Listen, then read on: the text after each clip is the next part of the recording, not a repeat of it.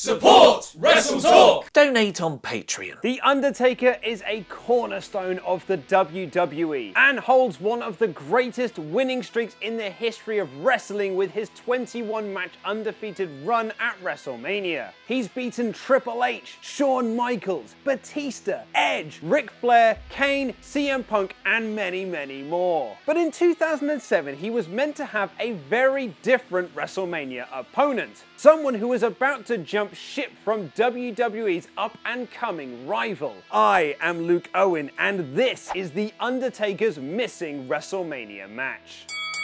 In early 2007, The Undertaker had just finished a feud with Mr. Kennedy, and he was now focused on the upcoming Royal Rumble, where the dead man became the first man to enter in at number 30 and win the match, setting up a World Heavyweight Championship match against Batista at WrestleMania 23. Taker won that match, continuing his streak, and placed himself back into the main event of SmackDown as champion.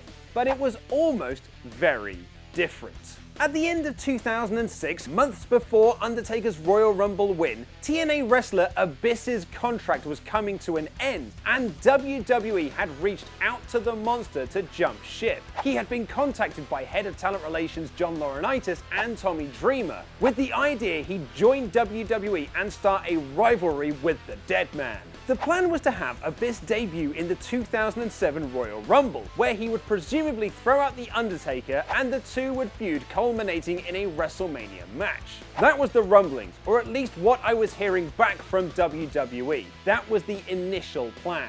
A deal had been made and Abyss had agreed to come into the company, but at the last minute he changed his mind. The night before I was supposed to go to WWE, I called Tommy Dreamer and I said I'd changed my mind. It was that close. On Steve Austin's podcast, Tommy Dreamer noted that Abyss essentially got cold feet about making the jump to WWE. And Bruce Pritchard noted on Something to Wrestle that he had heard in the WWE offices that the monster was too afraid to leave TNA. However, when Pritchard returned to TNA/GFW in March 2017, Abyss took him to one side to set the record straight.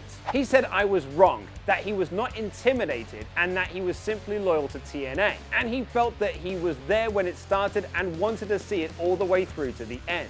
Abyss had been with TNA since the very first show they ran on June 19, 2002 under the name Justice, and he debuted as Abyss the following year. He quickly became a figurehead of the company, having feuds with AJ Styles, Raven, Jeff Hardy, and Sabu, the latter of which ended in a no-ropes barbed wire match that was voted TNA Match of the Year in 2005. Across his time in the company, he has been NWA World Champion, X Division Champion, Tag Team Champion, and Television Champion. When his contract was coming up in 2006, TNA was creating a lot of buzz and excitement, and it genuinely felt like it could be viable competition to WWE. I would rather have been part of something versus taking the chance of going somewhere and just being a number. I had been there since the doors opened. We were 5 years in. Things were really starting to roll, and I wanted to be a part of that. That way I could always look back and say I'd been there since the beginning and helped build the place from the ground up, and not just anybody else that came into WWE.